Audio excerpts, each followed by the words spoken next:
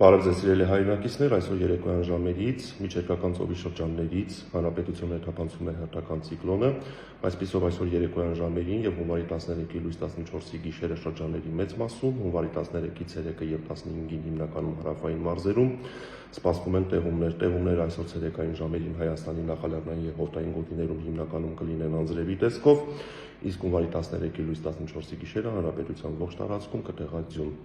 Այսօր երեկոյան ժամերին եւ հունվարի 14-ի գիշերը Հայաստանի առանձին շրջաններում ձյան տեղումները կլինեն զգալի, լեռնային առանձին գոտիներում սպասվում է քամուշ գնացում 14-ից 15 մետր/վայրկյան արագությամբ, բուք ցածր հորիզոնական տեսանելիություն։ Օդի ջերմաստիճանը հունվարի 14-ից 16 նկատ ժամանակահատվածում այսօրվա համեմատ հանրապետության ողջ տարածքում կնվազի 10-ից 13 աստիճանով։ Եվ ուշադրություն այսօր գիշերը եւ առավոտյան ժամերին հանրապետության բոլոր ավտոճանապարհներին սպասվում է մերկասառույց, որը պայմանավորված է ջերմաստիճանի կտրուկ անկման հետ։